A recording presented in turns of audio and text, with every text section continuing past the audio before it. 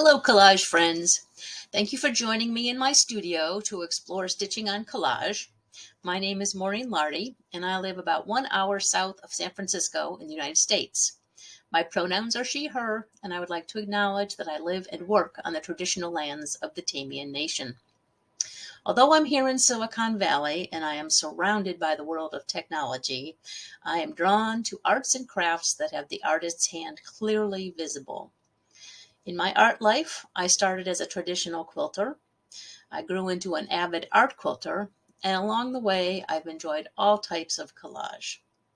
In my studio, textiles and paper happily coexist, and the idea of stitching with thread, which is usually reserved for fabric, onto paper, which is usually reserved for pencil and paint, comes naturally. I am so happy to be sharing with you some ideas and techniques for adding stitches to your collage work. It's one of my favorite elements to add because viewers are surprised to find thread and sewing in what is primarily a paper medium. And in this case, surprise is a good thing. In this video, I'm going to share with you what supplies you need, some sewing stitches you can use, and lots of ideas for enhancing your collage with stitches. I'm also going to show you a bunch of examples of stitched collage work I've done. Please harvest them for ideas and inspiration for your own work. So I hope you will give your collages a stitch or two and share your projects. Let me know how it goes and reach out if you have any questions.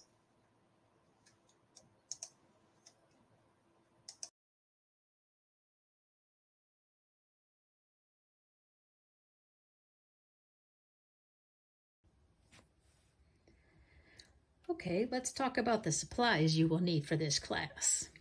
First, you will need a collage you have made.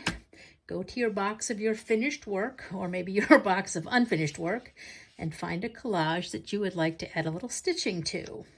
It can be abstract, or a presentational, made of magazine images, or found ephemera, whatever your style is. But what is important is that the piece itself has a little heft to it, at least the weight of cardstock or scrapbook paper. Mixed media paper, watercolor paper, or heavier all work well. We're going to be piercing this paper to do our stitching, so it needs to be heavy enough to not easily tear through. Wood panels will not work with this technique. If you have a collage piece that is lighter weight and you're a little worried about how thin it is, I would recommend using a glue stick to attach a slightly heavier piece of paper on the back to provide stability. All right, let's talk about threads. You can use a wide variety of threads on your collage. This is a favorite of mine. Embroidery floss, good old embroidery floss, comes in all the colors you might possibly ever want. You can also use pearl cotton, P-E-R-L-E, used for embroidery. You can use ribbon, you can use twine, yarn, pretty much any fiber that you can get through the eye of a needle will work. Okay, if we have threads, now we better talk about needles. For this project, you're going to need a needle with an eye large enough to hold your chosen thread. So I found a couple different kinds digging around through my embroidery basket. These are Sashiko needles. They have pretty large eyes. I found some large eye needles from Richard Hemming and Son. They're very nice with the large eye too. Found these old trusty ones from way back. They're very old, but they're very serviceable because they have a large eye. They'll do just fine. I have a crewel embroidery needle here and a nice darning needle. It's not important on these needles that you have a sharp point because we are going to be pre-piercing the holes for our stitches, so it doesn't necessarily need to be a particularly sharp tip. One optional item you might like to have around is a needle threader. There's a couple different varieties here. Needle threader is useful for threading your needle. If you have something that's a little thicker, like the twine or something like that, you might want to have a needle threader around. Because we're making holes for our stitches in advance of sewing, we're going to need some kind of hole making tool. There's lots of choices here, and I urge you to experiment with what works best for you. One of my favorites is a barbecue skewer. The tip is just strong enough to pierce the paper and leave a hole. You can find it easily, and it's especially good for larger threads or yarn. You can also use your sewing needle. I suggest that you use a thimble with this so that you don't injure your finger. A large hat pin is another choice that will work. Has a nice top on it there. This is an awl, AWL, which I borrowed from the workshop in the garage. It's used for making holes in wood projects, but it works well for us here. And my personal favorite is this bookbinder's awl because it has a nice sharp point to it and it fits nicely in my hand. This particular one is called a light duty awl and it's from Line Co. You can also probably find other pointy tools if you look around. For example, this is a clay tool and this is a dental tool, which I promise you I did not steal from my dentist, but it would make nice holes. Next, you're going to need some kind of material to pierce into. You can use foam core from the craft store. I'm sorry, this is fun foam from the craft store. You can use thin styrofoam or packing material. This is foam core. However, I've had the best luck with all these with a piece of cardboard from a box. I certainly have enough cardboard around, and I'll bet you do too. It gives me just the right amount of resistance. You can see I've used this one already. You're also going to want some tape for anchoring your thread. Scotch tape, clear tape is good because it will not show through onto your stitch side. And lastly, I have provided a 2-page handout that has a few basic stitches on it. I've included the running stitch, back stitch, cross stitch, and how to couch a thread, which means laying a cord or ribbon on top and securing it with a second thread. These are some basic stitches, but pretty much any embroidery stitch will work as long as you're gentle with the paper.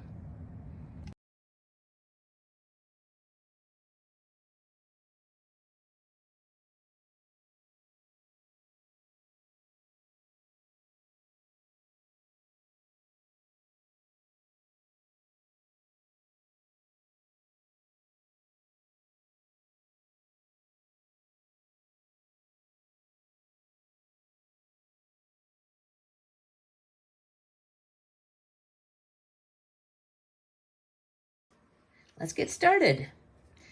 So I have my collage, my threaded needle, my piercing tool, and my piercing surface, my cardboard. First, I want to decide what I want to add to this small collage. And I'm thinking I might like to echo this sort of rainbow shape here.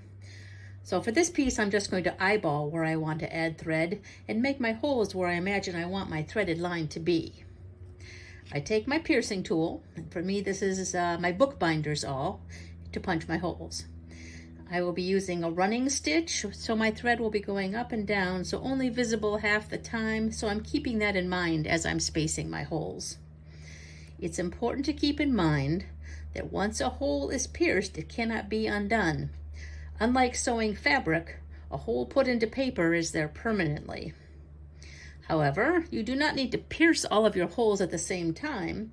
For example, although I feel pretty confident about putting in my first semicircle of stitches, I'm not sure if I'm going to want to do more. So I'm going to pierce the first line and then wait and see how I feel about that. Okay, let's get started. I'm going to start here. Just making a small hole, getting into the rhythm of it. I've decided I want these evenly spaced apart. You wouldn't have to. But I'm going to go all the way around.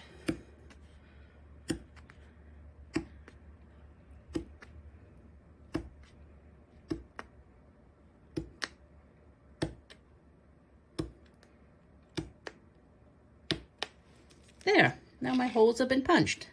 I'm going to take a quick look at the back side. You can see them there as well. Okay, I'm happy with that. So now I've threaded my needle with about 12 inches or so of thread. In this case, I'm using this maroon pearl cotton. And unlike when you are sewing through fabric, I do not want you to put a knot at the end of that thread. Leave it without a knot in it.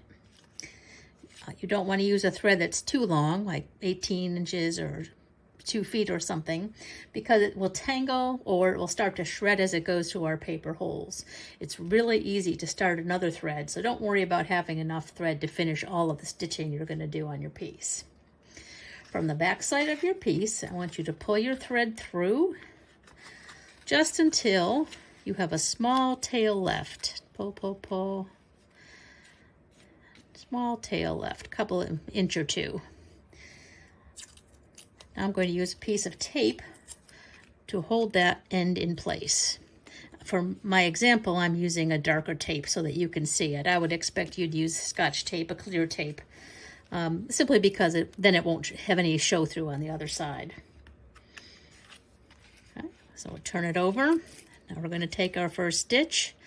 It's very simple to make that stitch because we've already pre-pierced those holes. Back and forth we're going to go. Maybe you use those sewing cards when you were a child. I know I did, where the holes were already done and you would just go in and out. I'm beginning to understand why I might enjoy this as an adult too. So I'm just turning the piece over back and forth and stitching. It's important to remember that you are pulling through paper and not through fabric. Maybe on fabric you might be tempted to tug on the thread and make it taut and tight. With paper you want to be gentle because it can get ripped if you pull too strongly. You'll get the hang of it pretty quickly.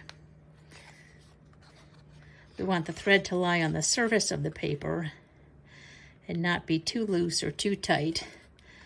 But your collage isn't going to get a lot of wear like a fabric piece of clothing or something. So it can just sit there on the surface. I'm going to finish up this line. You notice I'm using the running stitch for this, the simplest of all stitches, in and out, in and out. I've used equally spaced on the front and the back. There's the back side. Looks as good as the front side. Flip it over.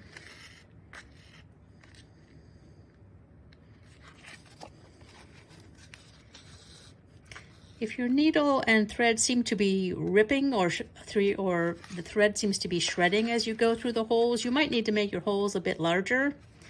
We're using one of your piercing tools, a skewer or something. This seems to match pretty well. My large-eyed needle, my pearl cotton, and my bookbinding awl to make the holes seem to be a pretty good combination for size. Okay, I'm getting to the end here. My running stitch. Oh, I see that I have no more holes, and I've come to the very end, and I see that I don't have a hole to go back down to the back side. I'm going to grab my piercing surface and my awl, make just one more hole so that I can return my thread to the back side. So I can return my thread to the back side, just like that. And now I'm going to take my tape. Again, I'm using the dark tape. You should use Scotch tape. I'm using dark tape so you can see where I'm putting it. I'm going to put it down and secure that thread so it's secured at the beginning, secured at the end. Make a little snip just to cut off the rest of my thread. So now we have, this is the back side of the running stitch. There's the front side. Oh, I'm really liking how that looks. I echoed the rainbow line there. Let's admire what we did for a minute. All right, so now I'm looking at my collage with its one added stitched line. And I thought when I started that I would make several repeated curved lines, but I think I'm going to change it up and add some spikes like sun rays instead. I'm lucky because I don't have to punch all my holes at the beginning, and I can make the design decisions in stages, and I can change my mind as I go. So let's see, I think I want to create some kind of a zigzag here. but I'm not so confident about where I want to put my holes this time. So I think I will mark them lightly with a pencil first before I do my piercing to make sure I have the spacing right. Remember, once you've pierced your paper, you can't go back. So I'll make sort of a little triangle. There, there, and there, sort of 3 little peaky spikes. Yeah, I'm pretty happy with that.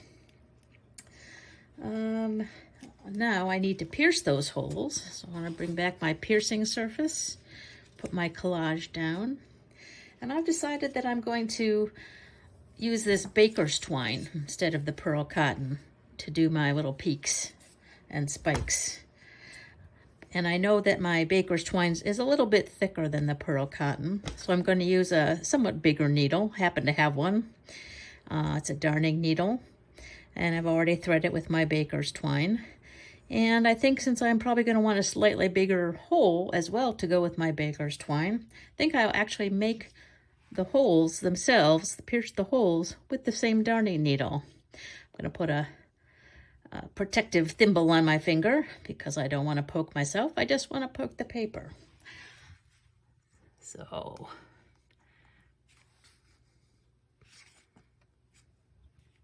piercing, piercing. I love that sound. Poke, poke. There, there, there. I'm just following my pencil marks that I made. I'm really glad that I did, because it's kind of hard to be even when I'm doing poking this way. And if I was really bothered at this point, I could erase some of the pencil, the pencil marks. I don't think they're going to show, and I'm not much bothered by it, so I'm just going to leave that there. But you certainly could use your pencil eraser and do a little bit of erasing. What's important is that the holes are there, and I can tell from the back the holes have been made. Okay, so my needle has been threaded with my baker's twine, and just like before, I'm going to start from the back. I think I'll start on this side, so that's over here. Find my first hole. That's this one. I'm going to pull it through, leaving just a little tail. Again, I'm not bothered with what the back looks like, so I'm going to take a piece of my darker tape, tape it off. Nobody will see that. Okay, so I pulled it through, I've taped it, it's nice and secure. All right, where's that hole? Here's that hole for my peak. I'm gonna go up there for my zigzag. Oh, I'm liking the way this is looking already. Now, I want this to go through this hole and back up, because if I backtracked through this hole, I would just undo. So let me come up back to the back side. Go in that hole, come around, and make my little sunray peaky spike. Yes, that looks great. I'm happy with that. All right, and now I'm going to head down to this hole, but from the back side. Coming through, pull, pull, pull. Just enough tension so that everything is nice and wiggle free, won't move around, but not so tight that I'm pulling. Remember, you've perforated this paper with holes. You don't want to rip it. Up here I go. I want to go back on the back side to this one. And I'll come back up here. Do my second little sunray peaky spike. Oh, I'm liking this a lot. I really like about my red and white here, echoes my red and white over here. Design choices, hooray. All right, and my last spike. There we go. There's my last peak up there. Down through the last hole. I'm going to come back up to complete my third little spike. There we go. And just like we did before, I'm going to turn it over. use some tape. Tape that off nice and tight, a little burnish so it doesn't escape. And I'll cut off any excess thread that I have. Oh, let's take a look at that back. Now this doesn't look nearly as nice as the front side. That's okay, nobody will see this. Let's turn it over. Ah, now there's the good stuff. Let's admire our collage now that we've added a second row of stitching.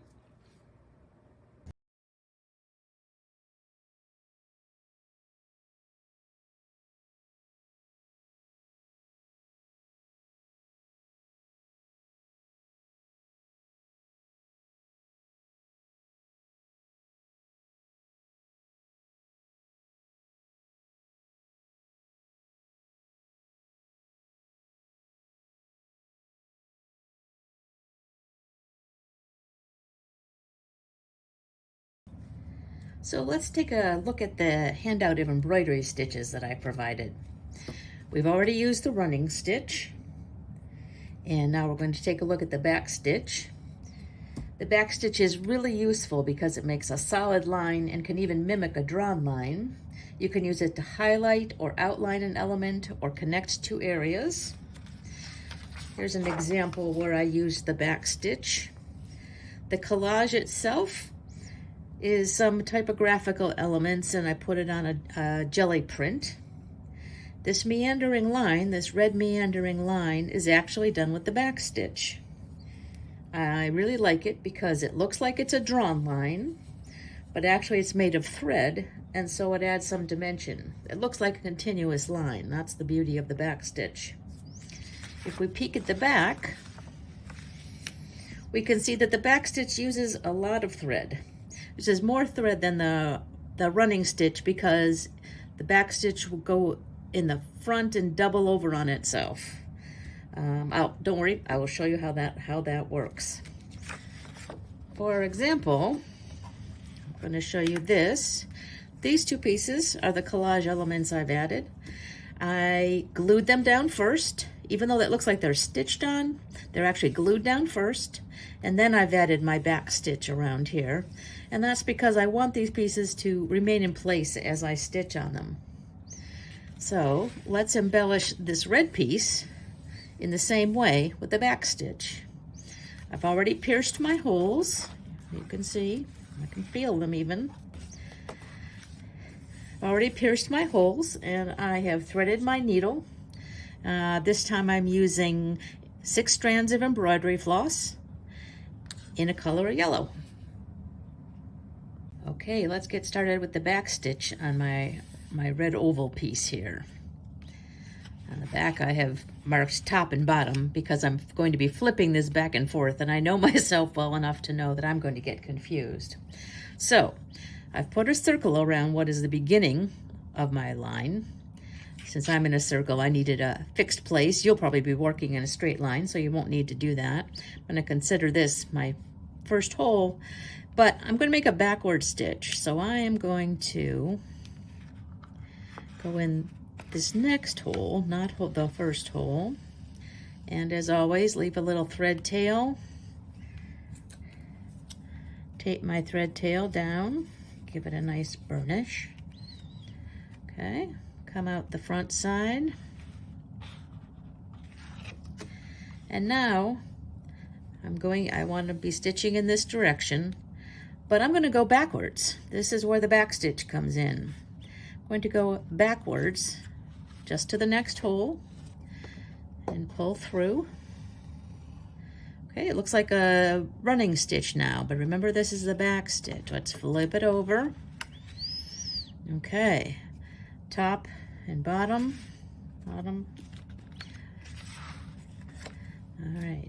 Now, on the back side, I'm going to go 2 holes. I'm going to go past where I went the first time to the next hole. I've marked mine with a little white dot so I can find it. All right, two down from where I came out. I came out here. I'm skipping 1, going to 2. And coming out. Okay, so you see I'm going in the direction I want to be going in. Okay, I want to go back. Back stitch. Two front, two up, one back. So now I'm going one back. You notice that I'm going through a hole I've already been through one time. So you need to be extra careful so that you're not ripping your paper. Okay, I'm starting to see the beginning of a continuous line. Flip over. Here I am coming out of this hole. Skip one hole, go in the next hole.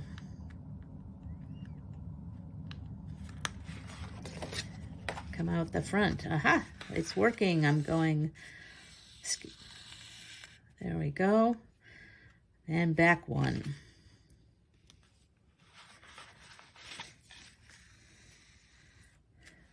Flip over, skip two, 1, 2.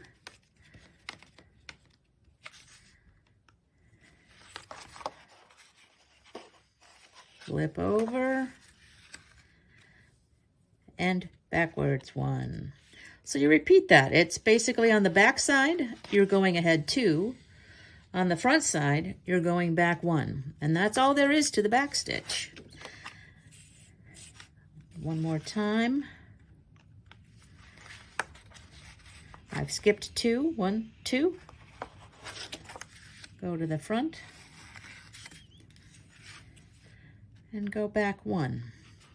Once you start moving along on this stitch, it becomes more regular to work with. So I hope that you will go around or try the stitch and get comfortable with it. One of my favorite things is that it does look like a drawn line. If you run out of thread, which is quite possible because you notice you're using a lot of thread on this back stitch because you're going up and back a couple times, you can do like we've been doing, which is just tape off your thread, snip off the tails, and then start another thread. No one sees the back side.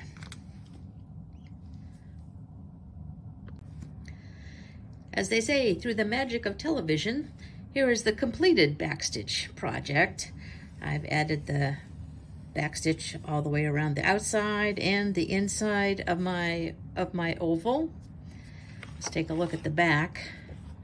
You can see that I had to use several different pieces of thread to get through this project. It didn't surprise me because the back stitch uses a lot more thread than a running stitch. You're going back and forth over the same area several times, so it didn't surprise me that I had to add thread. Easy to do though, so that did not bother me. One thing that was brought to my attention though is that when you are attaching a thread with your burnishing your tape down, you should try to put your beginning and ends of thread someplace where you're not going to be stitching in the future. So I had originally started and put my taped thread right here, but it was going to get in the way of this circle, so I wound up moving it. Fortunately, it was very easy to do. Just peeled up the tape and moved it and placed the tape back down. So if you have any questions about the back stitch, take a look at the handout. It does a much better job of explaining it in a simpler way than I did. But at the same time, I do like my yellow line on my red circle, and I hope you'll give it a try.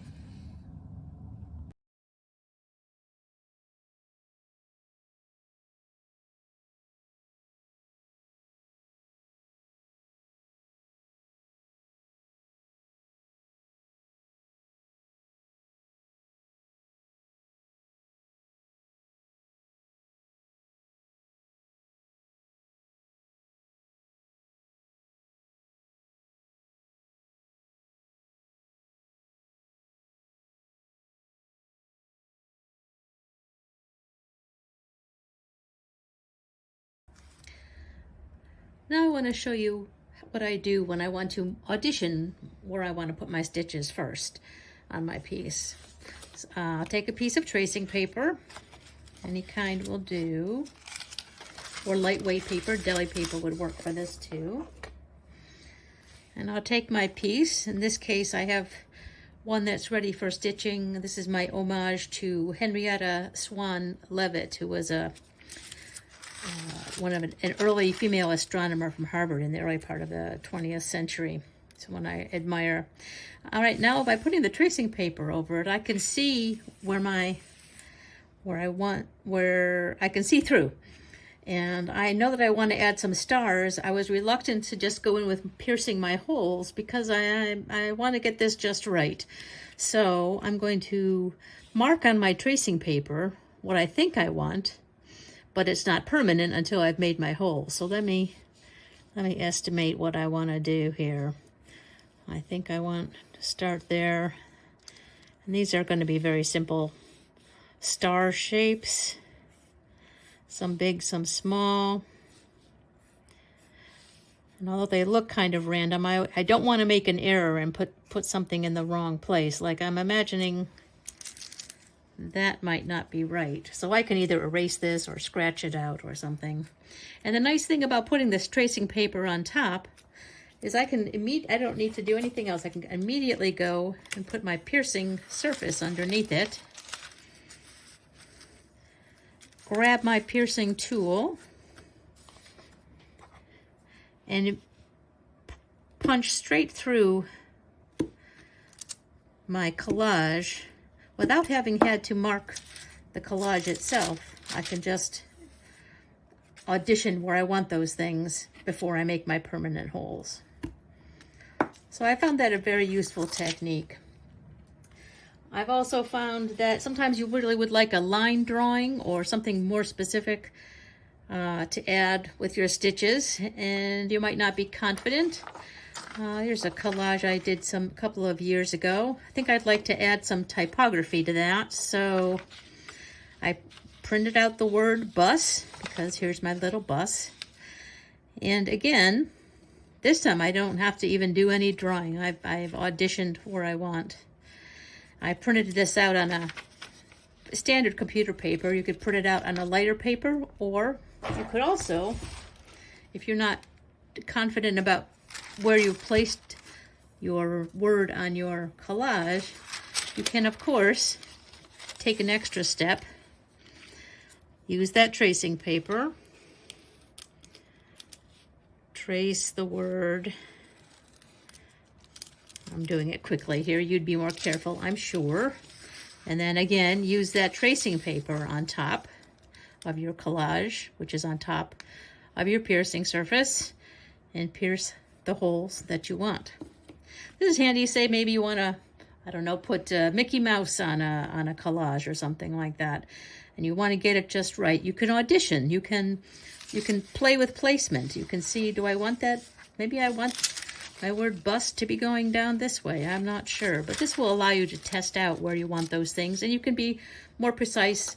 And if you're not much of a drawer, like me, I am not much of a drawer, not a confident drawer at least, then it works very well to be able to trace some things. Here's another one I'm just about getting ready to try. Here's a collage. These are collaged on. This young person is reaching for the sun, and I thought it'd be nice to have a peace sign in there. Just print it out, just a line drawing from the computer. World of possibilities opens up when you can make a tracing or make a copy or find an example of something that you would like to add to your collage. So this is an example of where using a pattern came in very handy. This particular pattern is a Japanese sashiko embroidery stitch, and I knew that I had wanted to make some kind of sashiko work on here. Went to the internet, looked at some different patterns, played with this one for a while. Ultimately, that's not what I went with. I went with more of this diamond shape, and I wound up printing it and then tracing it onto some newsprint, and then I punched my holes right through, just as I've been telling you I did to do. And I'm very happy with the time and effort that it took to make this pattern. I think it wouldn't have been nearly as successful if I hadn't used that technique.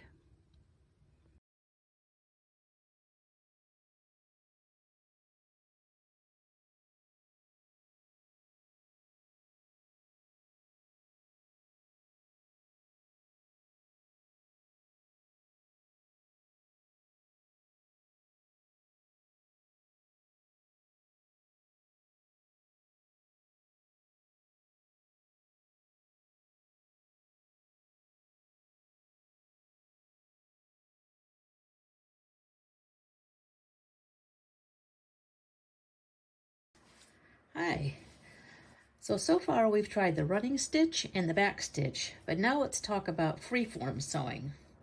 This is where you're not using a prescribed embroidery stitch like a back stitch or a chain stitch, but instead you're adding lines of thread to your collage wherever you want them. And in a way, it's sort of like making marks with a pencil or a brush. You aren't constrained by where you need to go. You can sew anywhere on the page. You can use different styles, colors, or thicknesses of thread. You can stitch one element over here and another one over here. You just need to remember to start and stop the thread in these different areas as usual, so that you don't have any extended bits of thread on the back that will catch or loosen up over time. About the farthest distance apart on the back I would like to be is about 1 inch before I would start and stop the thread. So in this case, I think I'm going to figure out what I want to do as I go. I do need to still pre-pierce my holes, so I'll get out my piercing surface and take a look at this. I think I'm going to do some kind of odd diamondy type shape over here. So let me pierce some holes. I'm not feeling very precious about what I'm making. I'm just sort of enjoying the piercing. I've already threaded my needle with 6 strands of embroidery floss in this lovely mauve color. Let's take a look at my holes on the back. Oh, almost like a constellation. I'm gonna start here, I think. And as always, I'm going to pull until I have a little tail. Take a piece of tape. You know, I'm going to put it somewhere where a little more outside of my stitching area. I don't want to get caught up in the tape thread tangle as I stitch. Okay, let's flip it over. Okay, I can go in any of these holes. I'm gonna go here just for a laugh. As I said, I don't have an idea in my head of what I want this finished image to be, so I'm just playing around right now. I just wanted to tell you, you don't need to use formal embroidery stitches. You can stitch wherever you need to be, wherever you want to be, wherever your design decrees you are. These are a little farther apart than I like, but we'll go with it. Oh, okay. I got some random hash marks. I think I'm going to join this one up. The back side. Maybe I'll go down here now. Flip it over. All right, so you can see I have here. I think I'll go back up in here. All right, maybe not my best work, but still fun. You know, I think I'll go over here. I think I'll try and make this a closed geometrical shape. So what does that need to be? I came out here. I need to be down here. Is that correct? That is correct. Okay. I'm reminding myself of Orion's belt at this point. Okay, I'm flipping it to the back. That's good enough for me for now. So I am going to, as we do, take a piece of tape and fasten down my end. Snip off my thread tail. Okay, so I think that I'm pretty happy with this little funny shape over here, and I want to do something else over here. You notice I did not try to move this thread all the way over here and start working in this area, because I don't want a big passage of thread carried across here to get caught or trapped or pull out or, gosh forbid, rip our perforated paper. So I'm going to take advantage of the fact that I'm going to start and stop over in this other area and actually switch out my embroidery floss to a new color even. All right, time for design decisions. I think we'll do some over-under type of basket weave type of thing sort of in this area. I will pre-pierce my holes.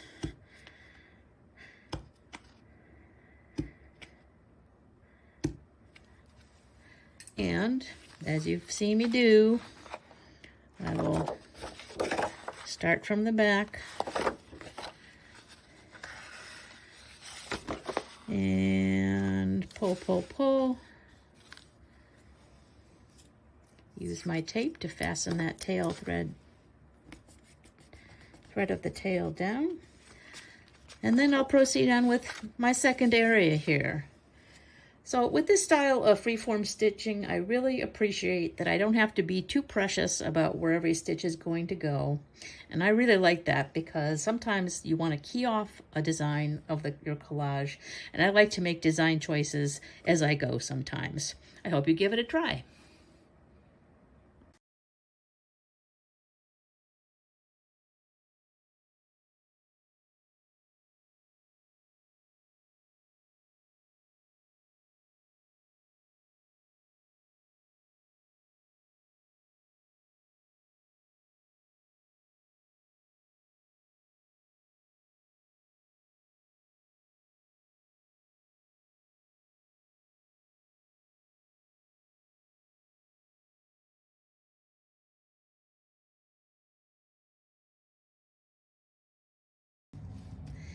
As a collage artist, you may be used to using a myriad of different kinds of glues to attach bits to your mixed media piece.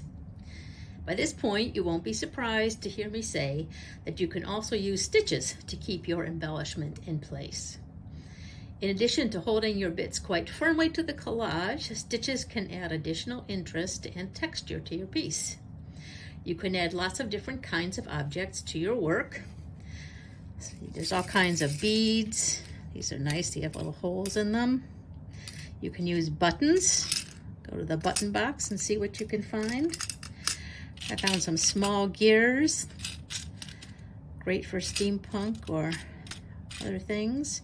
Washers. There's lots of things in the hardware store that would work. Wander up and down those aisles. Keys are great. They tend to be flat, and they already have holes in them, so that makes it easy to sew on. You can also find a lot of things in your junk drawer. For example, some scrapbook ephemera. These would stitch on very well. Some disassembled jewelry. That would work. Also some junk drawer items that certainly will go somewhere, but I'm not sure at this point where that would be. One very important thing to think about when you're adding an embellishment is the weight of the embellishment and how that's going to affect the collage. Your collage paper must be strong enough to hold the item in place without ripping. In some cases, this may require adding additional paper to the back for added support. Just make sure you can still make holes all the way through with your piercing tool. I'm adding some buttons to this piece, but this paper was a bit flimsy, so I added this piece of orange cardstock to give just a little more heft and be able to truly support those buttons without me worrying about it. So I have added so far 1, 2, 3, 4 of the 5 buttons that I want to add, sort of as fingernails to this hand. All right, so you can watch me sew on the last button. We're going to do it just like we've been doing before. I'm going to start from the back. I've already pierced my holes. I'm going to start my thread. Oops, come on, there we go. And I'm going to pull through till I leave a little thread tail. I'm going to tape down that little thread tail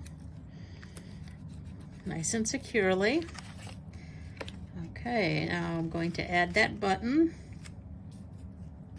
This button is interesting. It has a single hole. So I've got my other holes pierced as well. So I'm going to add my button, go down through my pre-pierced hole to the back side. Oh, and as sometimes happens, thread came undone. Let me get my needle threader. You can see the needle threader in action.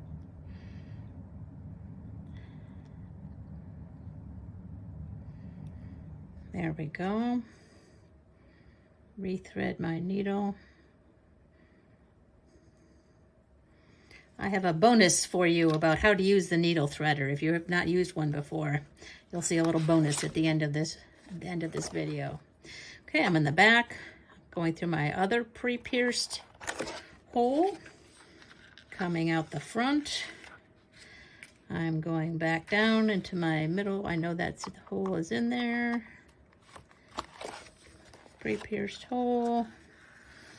All right, that's all I want to do with this thread. So now it's time to end it off. I'm gonna get my tape. End on the back side, tape it down, snip off my extra. Now I've added some interesting embellishments. I think they go very well, gives it a little 3D look. I hope you'll consider adding some embellishments with Stitch. In some cases, it's just what your collage needs.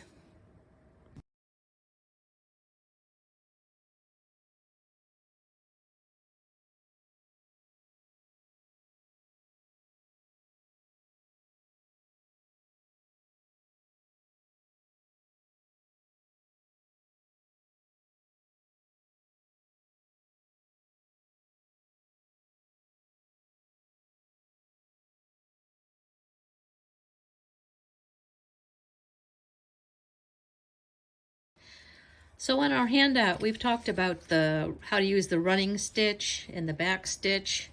I'm not going to show you an example of couching. The directions are pretty clear here. Couching just means that you're taking a ribbon or a cord and you're using your up and down thread to secure that cord or ribbon on top. Pretty simple. Very handy if you've got a bigger item that you don't want to be pulling through holes in your paper. And the final stitch I provided is the cross stitch. Also good explanation here. Cross stitch, typically you would make holes in your two parallel lines and then make X's between them.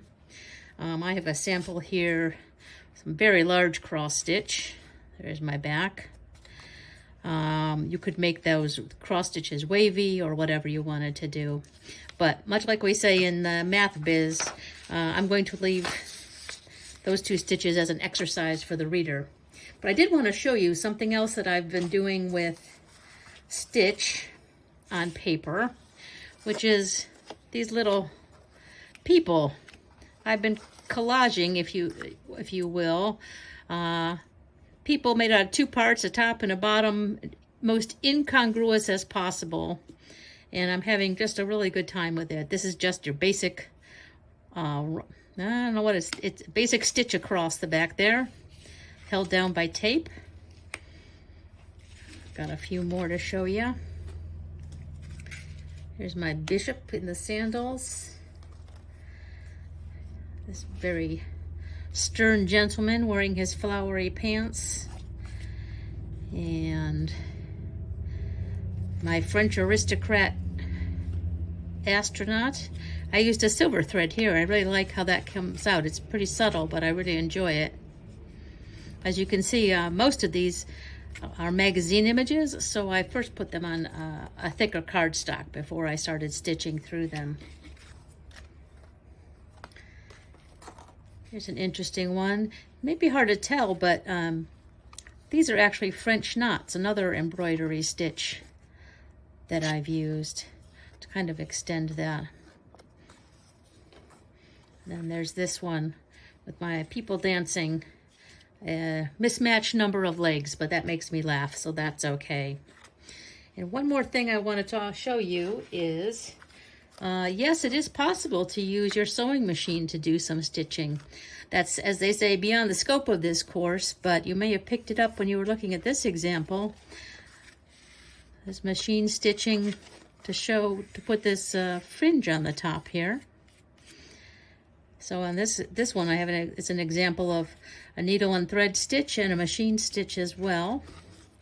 Lately, I've been making collages with my sewing machine, bits of paper, bits of random paper, and then putting them into a book because I'm a book artist as well. So you can use your sewing machine to stitch on paper. There are some tricks for that. Maybe we'll talk about that another time. Anyway, lots of ways to use stitch on paper.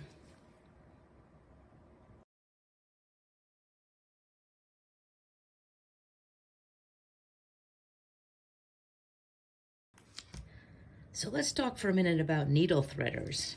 They're really a very useful tool to have in your embroidery supplies. They come in a variety of different styles, but they all work exactly the same.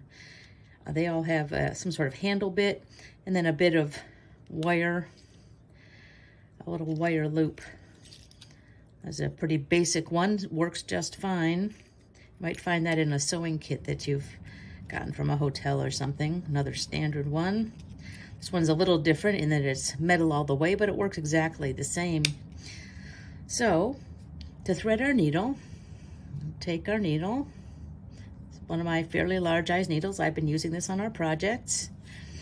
Take the wire end of the needle threader, and I'm putting it through the eye of the needle. It's easy to do because this wire is really thin, and it goes through very easily. Take my thread, and instead of threading the eye of the needle, now I just have to thread this big piece of wire. Much easier to do than threading the eye of the needle. I'm pulling the handle of the needle threader, and you see how it pulls the loop of the thread right on through. And then I remove the needle threader, and my needle is threaded. I can go make some more collage work with it. All right, let me do that one more time. This time I'm going to use this metal one. Again, it works exactly the same as the wire looped needle threaders. So here's a needle. There's the eye of the needle.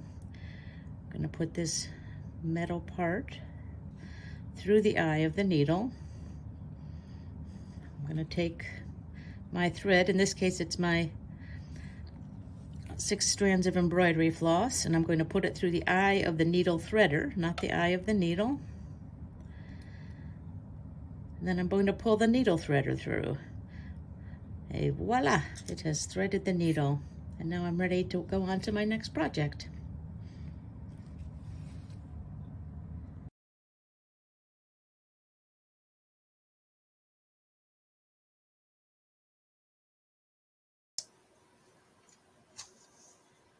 Hello again, collage friends. Thank you for being curious as to how to stitch up your collage. In this video, we have looked at what materials to use, how to pierce holes, explored some standard embroidery stitches, and also talked about how to do some freeform sewing. I hope I have challenged you with some ideas for adding sewing to your collage. I would love to see your work, and I would love to answer any questions you might have. Happy stitching!